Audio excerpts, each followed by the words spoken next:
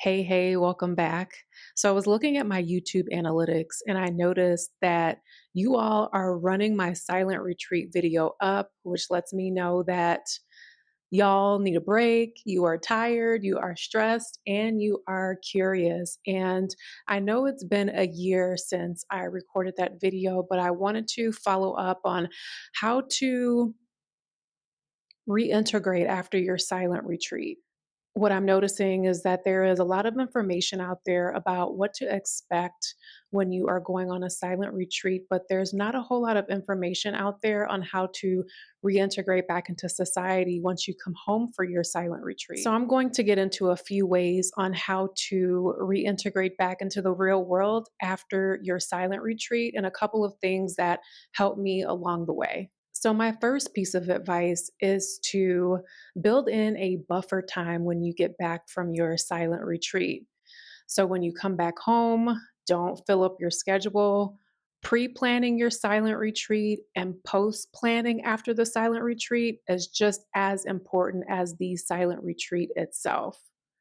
So ensure that you build in at least 24 to 72 hours of silence when you get back from your silent retreat. So, building a buffer in for yourself when you get back home from your silent retreat is so important. What I did for myself is I built in 3 days post silent retreat. And what that looked like for me is that I didn't return to work. I didn't check emails. I spent those 3 days getting back into the swing of things, getting back into the swing of talking and having conversations, but moving at a slower pace. Building in those 3 days after my silent retreat really helped me to reintegrate back into the real world. So during those 3 days after my retreat, I moved slowly. I did a lot of resting, a lot of reintegrating, and even practiced talking so that when it was time to go back to work, I didn't feel as overloaded and as overstimulated. It's like I was mentally preparing myself. Now, if you're able to give yourself longer than 3 days, I highly recommend that to give yourself some time to mentally prepare yourself to get back into your regular life. A big part of preserving the results of my silent retreat was doing a lot of pre planning before I left. So for me, that looked like having all of the grocery shopping done, all of the meal prep completed that looked like meals and snacks. Anything that required a decision, I made those decisions before I left so that when I got back home, I didn't have to think about what was for lunch or dinner or any snacks or anything like that. The goal is that you don't want to think too much when you get back. Another thing that helped me to preserve the results of my silent retreat was doing any cleaning or laundry before I left.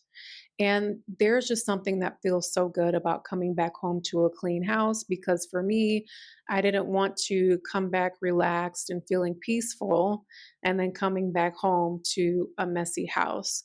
So before I left, all laundry was done so that when I came home, the only thing I really had to worry about was the laundry that I came back home with. So, as I mentioned in my last video, I had a meditation teacher during my silent retreat just to make sure that I was psychologically okay. And he sent me home with some homework. He had said, find a place in your home where you can continue your meditation practice. And so I let him know, I'm like, there's really not that many places that I can meditate in my home peacefully.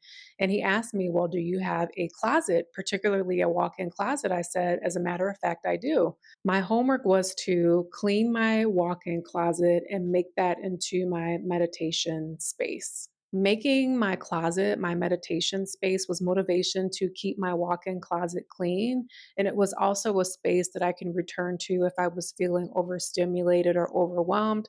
I can just shut the door and drop back into that quiet space. And for my meditation space in my closet, it is nothing fancy. It is just a meditation cushion, a couple of blankets, my journal, and a couple of crystals and battery operated candles. As I mentioned in my last video, which I will drop here, when you get back from your silent retreat, I highly recommend spending some time writing. As I mentioned in my last video, I wrote for A couple of hours and filled up like 30 pages. I spent 3 days during my silent retreat, so I was able to remember a lot. If you're taking longer than that, I'm not quite sure how much you remember, but spending time just emptying your brain. Typically, during a silent retreat, there is no reading, writing, or intake of any media. So I do recommend when you get home, do a brain dump and note what came up for you during your silent retreat. As I mentioned earlier, pre and post planning for your silent retreat is very important. And I say all that to say, do not fill up your schedule when you get back from your silent retreat. So take a look at your calendar before you go and think about how you can create more spaciousness in your calendar so that when you get back, you are not overwhelmed or overstimulated. So when I got back from my silent retreat, my schedule was empty. I wasn't meeting up with friends. I wasn't taking phone calls for a couple of weeks. And that really allowed me the spaciousness to move slow and get back to my regular rhythm. This leads me into my next recommendation of not rushing to share your experience.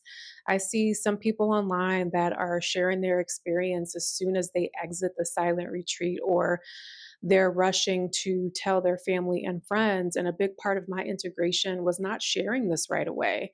I took some time to write this down on my journal, and I was also selective on what I wanted to share and what I did not want to share. In my last video, as you can see, it took me, I believe, like 3 months to even tell you what my experience was like. So resist the urge to share every single detail and keep parts of your retreat sacred. And my next piece of advice is to build silence into your schedule. So for me, I was very intentional about putting silence into my schedule. That would look like a couple of hours of silence per week on certain days per week, just to help me to tune into those parts of myself that I was able to access during the silent retreat. I have a shared family calendar with my partner so that he knows when my quiet time is so that he does not interrupt that. I would also say to not try and chase that retreat feeling because you may end up disappointing yourself. So for me, it's not always quiet in my house, which is why I build in those moments of silence in my calendar. And the silent retreat was not about bringing the entire experience home. It was about noticing those subtle shifts in myself and following those shifts.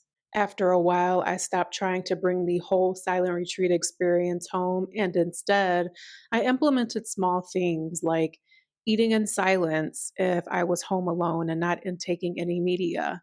And if I wanted to intake some sort of media, it would be a book and not scrolling on my phone.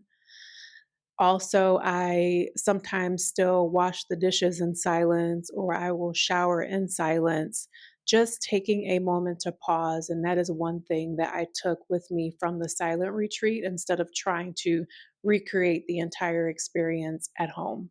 And the last thing I'll say is that reintegration looks different for everyone after a silent retreat. There are some days I would think to myself, did I even go on a silent retreat? Like I lost that feeling. And that's why implementing these small things before and after the retreat will help you to maintain some of those silent retreat results. All right, that's all I've got for you today. If you have been on a silent retreat, let me know in the comments and let me know what your experience was like. And if you are thinking about going on a silent retreat, I will link a video here on the screen. And in this video, I talk a little bit about my experience more in depth. All right, I will see you next time.